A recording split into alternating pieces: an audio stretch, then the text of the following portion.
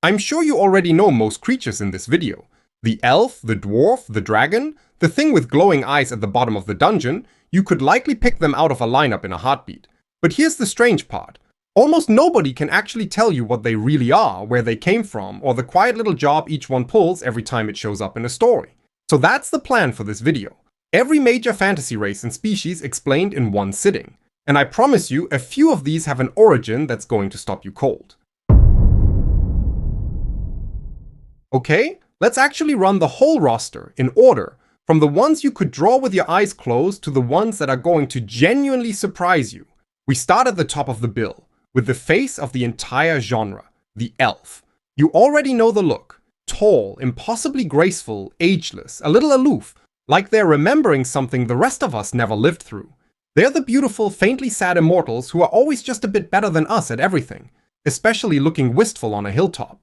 Here's what most people don't realize though. The elf is genuinely ancient, way older than Tolkien. The oldest written ones are the Norse Alfar, semi-divine spirits tied to fertility and the dead, split into light elves who lived up in the heavens and dark elves who lived down in the earth. Stir in the Celtic fair folk, gorgeous and absolutely not to be trusted. And you've basically got the recipe Tolkien standardized into the version we all default to now. And the job the elf does in a story is sneaky important. The elf is the measuring stick. They live for thousands of years, so right next to them, a human life looks short and almost unbearably precious. Which is exactly the point. When the elves are sailing away or fading out of the world, what you're really being told is that something old and beautiful is ending. It's why Tolkien's Galadriel feels less like a character and more like a sunset. And it's why The Witcher hits so hard when it makes its elves into bitter conquered refugees. It takes that graceful and above it all default and breaks it on purpose. Elves are where the genre keeps its sense of loss, which brings us to the dwarves. And right away, let me flag the thing that trips everyone up. The original dwarves weren't short, I know. In the Old Norse myths, the Dvergar aren't defined by height at all. They're defined by being the single greatest craftsmen in existence. These are the beings who forged the gods' best gear. Thor's hammer Mjolnir, or the chain strong enough to hold a world-ending wolf. The stocky, knee-high to a human part came much later. What stayed constant was the soul of them. Underground, gold-hungry, stubborn as the mountains they mine, and the best smiths in any world they show up in. In a story, the dwarf is your stubborn craftsman culture. They're the proud, grudge-keeping old guard with ancestral holes and a tragic streak. Because dwarven greed has a nasty habit of digging up something that should have stayed buried. Picture Thorin and his company marching back to a mountain stuffed with gold and one very awake dragon. The dwarf is honor and hammers and the price of wanting too much. Orcs then are the interesting exception. Almost every creature in this video is older than the authors who made it famous. But the orc, more or less, really is Tolkien's. At least sort of. He pulled the word from a single creepy line in the Old English poem Beowulf, where orc meant something like demon or monster, and he later admitted he mostly just liked how it sounded. Everything else, the corrupted, mass-produced foot soldiers churned out by the bad guy. That package is his. The green skin and tusks you're picturing. That's mostly Warcraft and Dungeons & Dragons sanding it down into the standard grunt. The orc's job is to be the enemy you don't have to feel bad about. An endless evil horde the heroes can cut down guilt-free, which is also why modern writers keep rescuing them, handing orcs a culture and an actual point of view. Precisely because the original version is so flatly, cartoonishly evil. Warcraft's Thrall, the noble orc chieftain who leads his people towards something better, is the most famous rescue job in the entire genre. So that's the front rank, the three everybody can name on the spot. Let's get to the ones doing quieter work. Halflings, or hobbits, if we're talking about the most famous ones specifically. Small, soft, comfort-loving, deeply uninterested in adventure, and secretly far tougher than anyone gives them credit for. This one's almost pure Tolkien again. He made up the word hobbit more or less out of thin air, then later gave it a fake Old English root, holbitla, hole dweller. But the reason they matter has nothing to do with where the name came from. The halfling is you, the reader. The small, ordinary person who isn't the chosen one and isn't anybody special, and ends up carrying the entire weight of the story precisely because nobody, including the villain, ever takes them seriously. Frodo doesn't beat Sauron with power. He beats him by being too small to notice until it's already too late. And honestly, the halfling is the clearest proof of the single most useful idea in all of this. A fantasy race earns its place by doing a job in the story, not by its pointy ears or its hide. That's exactly what my free story compass is built for. A short field guide with 3 tools: the spark, the story promise, and the logline, that gets you clear on what your story is actually about, so every piece of it, your creatures included, points the same direction. It's free and it's down in the description if you want it. Anyway, back to the next entry of our cast. Goblins are basically the budget version of Menace. Small, ugly little things. Cowardly one-on-one, but a genuine problem in a swarm. And here's a fun bit of trivia. Goblins and orcs being separate species is a fairly modern idea. Go back far enough and a goblin was just any ugly, nasty little fairy. Tolkien himself used goblin and orc almost interchangeably in The Hobbit. Their job is the low-level threat, the danger you throw at the heroes early just to prove the world can actually hurt them, the nuisance that lives somewhere beneath the real boss.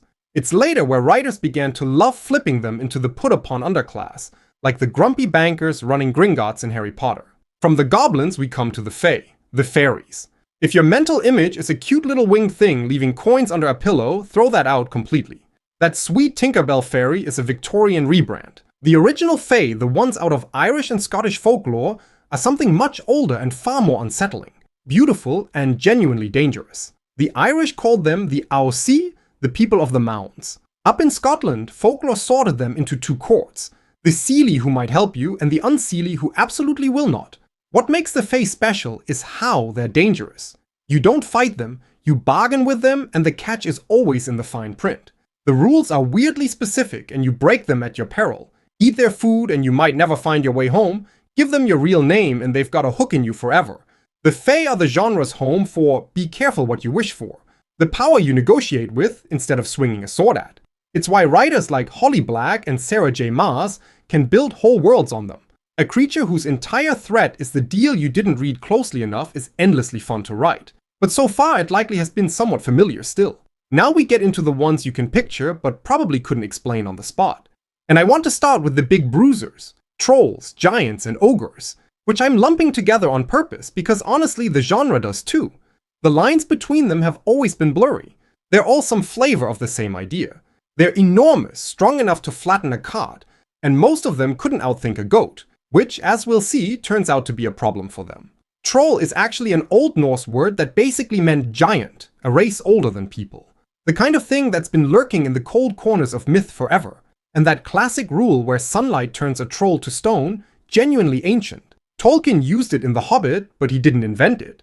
Their job is to be the obstacle with fists, the wall of muscle the heroes have to get past, a test of strength rather than wits. Until, of course, some clever hero turns it into a test of wits anyway, like the goats who talk a bridge troll right out of eating them. And of course, every so often the genre flips the whole thing on its head and makes the big ugly brute the most sympathetic character in the room, which is basically the entire joke of Shrek. Gnomes as our next entry are my favorite bit of trivia in this whole list, because they're the one creature you can trace back to pretty much one guy. A 16th century Swiss alchemist named Paracelsus sat down and decided the world had an elemental spirit for each element. And the gnome was his earth elemental, a little being that swims through solid rock and soil the way we walk through open air. That's it. That's where gnomes come from. The garden gnome with the red hat thing showed up centuries later and is frankly an insult to the concept. In fantasy, the gnome usually fills the inventor/tinkerer slot. The curious, slightly comic little folk who get to be whimsical and mess about with gadgets and alchemy, all the eccentric genius stuff the more dignified dwarves refuse to touch.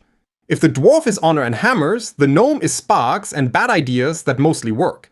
Personally, I love the modern version of gnomes, which is the reason why through many years of playing World of Warcraft, all my characters were gnomes too. But I digress, so back to the list. Next we have the drow, the dark elves, so to speak. Picture an elf, then make it sinister. Jet black skin, white hair, lives way down in the underground, worships a spider goddess, and runs a brutal society where the women hold all the power. This is the spine of this whole video in one example. The drow are not ancient mythology. The bare idea of a dark elf is Old Norse, sure, but the drow you're actually picturing, the specific spider cult, Underdark version, was invented almost from scratch by Gary Gygax for Dungeons & Dragons in the late 1970s. Then a writer named R.A. Salvatore turned them into a phenomenon by creating Drizzt, the good drow, the one who rejects his evil people and walks away, reportedly improvised on the spot when he was under deadline and needed a character fast. The drow do double duty in a story. They're the Dark Mirror civilization, the elves but cruel and underground, and they're the origin story for the brooding outcast hero who's better than the place he came from. One race that brings us two of the genre's favorite toys. Looking further, we then come to the part animal peoples, and there are really two flavors here. First, the shapeshifter, with the werewolf as its poster child, the human who turns into the beast, loses control under the full moon, wakes up not remembering what they did. That idea is genuinely ancient. The Greeks were telling werewolf stories thousands of years ago. The flesh-eating demonic version got layered on in the Christian Middle Ages.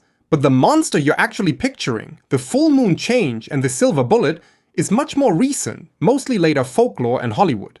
The second flavor is newer, the fixed beast people.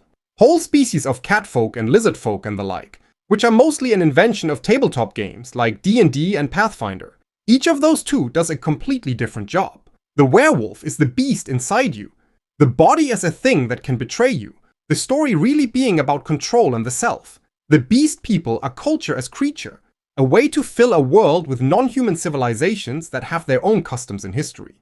That second one is huge if you're building a whole world, rather than just telling one story. And if that's you, that's exactly what my world building system is for. A complete 10-module walkthrough that takes you from a blank map to a story-ready world Bible on Founder pre-order right now ahead of its August 2026 launch. Okay? Onward and upward then, because the last few are the big ones.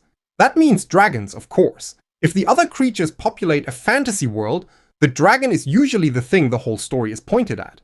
The climax with wings. Giant, ancient, brilliant, impossibly greedy, and very, very hard to kill. A dragon is almost never just another monster. It's the test that reorders the world. But here's the split most people miss. There are really two completely different dragons. The Western dragon, the one you're picturing, is winged, breathes fire, sleeps on a hoard of gold, and basically exists to be slain by a hero. That's the Beowulf dragon, and it runs in a straight line down to Smaug, curled on his mountain of treasure. The Eastern dragon, the Chinese Long, is almost the exact opposite. It's wingless and serpentine, tied to water and weather instead of fire, and it's a wise lucky bringer of good fortune rather than a monster to be slain. One English word, two opposite creatures. So when a story hands you a dragon, the very first question worth asking is which tradition it's drawing from. The disaster or the blessing.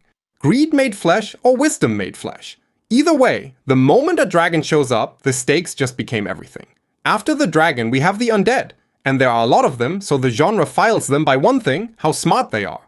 At the bottom, the mindless ones, the skeletons and shambling zombies. Basically bones that attack you and an army that costs the villain nothing to field. At the top, the clever ones, the vampires and the liches, who are very much running the show. The lich is the classic fantasy big bad, and it's a great word by the way. Lich is just an old English word for corpse. The modern version, the wizard who cheats death by locking his soul inside a hidden object so you can't kill him until you track that object down and destroy it, was basically codified by Dungeons & Dragons back in the 70s. The hidden soul jar even has a name, a phylactery, and hunting it down is the plot of 100 different campaigns and novels. Whatever shape they take, the undead all do the same job. They're the enemy of time itself. The villain who'd rather stop being human than stop existing. From the Lich King in Warcraft to the White Walkers slowly grinding their way south in Game of Thrones, it's the same fear underneath, that death isn't the end, and that whatever comes after wants in. Down at the bottom of the moral map, you get demons and devils. And no, they're not the same thing. Fantasy draws a genuinely sharp line between them, and it's a useful one. Demons are chaos. Formless, mindless destruction that boils up out of some abyss and wants to burn everything down. Devils are the opposite kind of evil. Orderly and lawful, running on hierarchy and contracts. A devil won't smash your door in. It'll offer you a contract. A really good contract with one tiny clause near the bottom that happens to cost you your soul. That whole law versus chaos split, for what it's worth, is largely something Dungeons & Dragons formalized, and it's stuck because it's so clear in its definition. Which also means we have two very different jobs again here. The demon is raw existential threat, the thing that simply has to be stopped. The devil is scarier though, because the devil never makes you do anything. It just gives you exactly what you wanted and lets your own greed handle the rest. Which brings us right at the top, where mirroring all of that, you get the Celestials, the angels, the good guys, cosmically speaking, radiant, perfectly ordered agents of some higher power. If demons and devils are the bottom of the axis, the Celestials are the top. And a story that has one usually has the other lurking somewhere too. The funny thing about angels in fantasy is that the basic idea, divine messengers, is genuinely ancient, older than almost anything else on this list. But the specific fantasy ranks you'll meet in a game were mostly put together by D&D back in the 80s. Their job is the trickiest one in the whole catalog. They're the counterweight to all that infernal temptation, the unambiguous good, which sounds easy and absolutely is not, because pure, remote, perfect goodness is honestly harder to write than a charming devil. And that's the quiet little secret running under this entire list. Every single creature we've walked through, from the lowliest goblin to the highest angel, is really just a tool. A specific job the story needed doing, wearing scales or pointy ears depending on the day. The elf was always there to measure us. The dragon was always the mountain the whole story was climbing toward. Once you start noticing the job each creature is quietly doing, you genuinely can't stop noticing it. And the whole genre cracks open and gets richer the moment you do. In order to write a story though, you need more than just knowledge about fantasy races and species. You need to understand the tropes our genre offers. So watch this video here next to find out the purpose of each major trope before misusing them kills your story.